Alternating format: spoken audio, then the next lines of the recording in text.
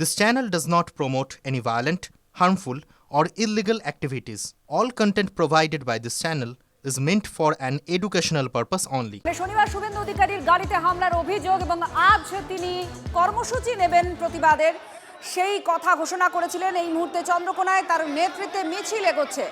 আমার সহকর্মী শুভজিৎ এই মুহূর্তে মিছিলের সঙ্গে সরাসরি আছেন। শুভজিৎ, একটু চারপাশের ছবিটা একটু দেখতে চাইবো, কি বলছেন শুভেন্দু অধিকারী বিরোধী দলনেতা?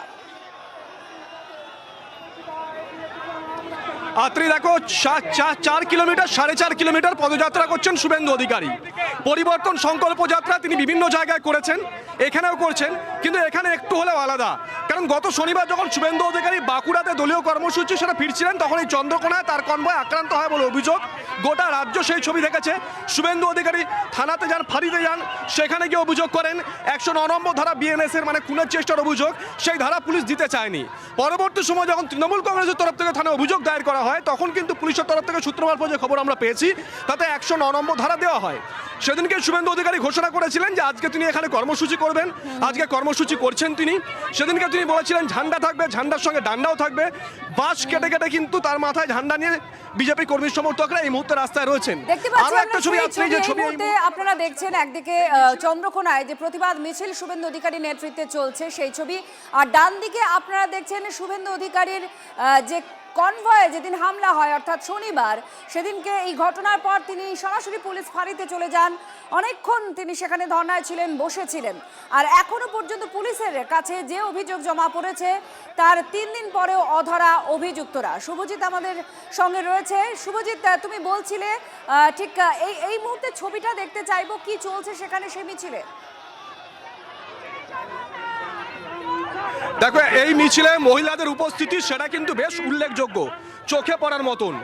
মিছিলের একদম পুরো ভাগে রয়েছেন মহিলারা, তারপরে বিজেপি কর্মী সমর্থকরা রয়েছেন এবং শুভেন্দু অধিকারী রয়েছেন, তিনি এগিয়ে চলেছেন। 4 কিলোমিটার 4.5 কিলোমিটার এই যাত্রাপথ। আজকে এই মিছিল শেষে শুভেন্দু অধিকারী সভা থেকে কি বার্তা দেন সেদিকে নজর থাকবে, কারণ এই মেদিনীপুরের মাটি অত্যন্ত সেন্সিটিভ। সেটা তুমি যদি স্বাধীনতা সংগ্রামের সময় দেখো, তার একটা দীর্ঘ ইতিহাস আছে। পরবর্তী সময় তুমি যদি দেখো বাম জামানা দীর্ঘ 34 বছরের, সেখানে একটা ইতিহাস আছে। এবং তার পরবর্তী সময় বিগত 2011 পরিবর্তন থেকে সেখানেও একটা ইতিহাস আছে।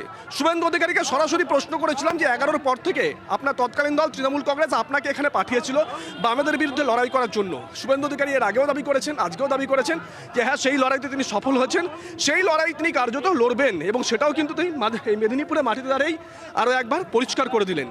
শুভেন্দু অধিকারী আজকে মঞ্চ থেকে কি বার্তা দেয় সেদিকে নজর থাকবে। মঞ্চ সামনেই 4 কিলোমিটার 4.5 কিলোমিটার রাস্তা শুভেন্দু অধিকারী পদযাত্রা করলেন, তারপর সাংবাদিক বৈঠক করেন কিনা সেদিকেও নজর থাকবে।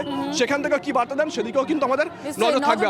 শুভেন্দু অধিকারী আজকে কি বলছেন? শনিবার গাড়িতে তার কনভয়ের উপরে হামলার অভিযোগ তিনি করেন এবং এখনো পর্যন্ত যে যারা অভিযুক্ত তারা অধরা রয়েছেন। আজকে তিনি এই প্রতিবাদ কর্মসূচি করবেন। তিনি হুঁশিয়ারি দিয়েছিলেন যে স্তব্ধ করে দেবেন আজ চন্দ্রকোনা, আর তার আজকে মিছিল চলছে এই মুহূর্তে। সেই মিছিলের ছবি সরাসরি দেখতে পাচ্ছেন।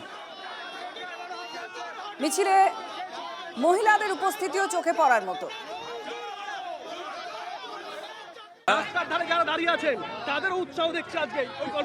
জনগণ রাস্তায় নেমে, জনগণ মেদিনীপুরের ছেলেকে আক্রমণ করেছে।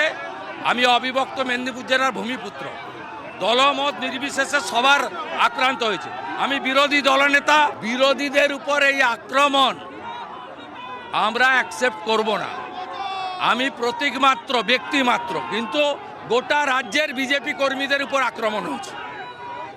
অতএব এই জিনিস ছেড়ে না হবে না, প্রতিবাদ হবে, প্রতিরোধ হবে, আইনি লড়াই হবে, রাস্তার লড়াই হবে, যতক্ষণ না মমতা ব্যানার্জিকে প্রাক্তন করে সপরিবারে জেলে ঢুকাচ্ছি এই লড়াই আমাদের থামবে না। শুভেন্দুদা, আপনি রাস্তার কথা বলছেন, বামেদের শক্ত ঘাঁটি আপনার হাত ধরে সেদিকে লড়াই হয়েছিল, বাংলার ইতিহাস সেই লড়াইয়ের সাক্ষী আছে।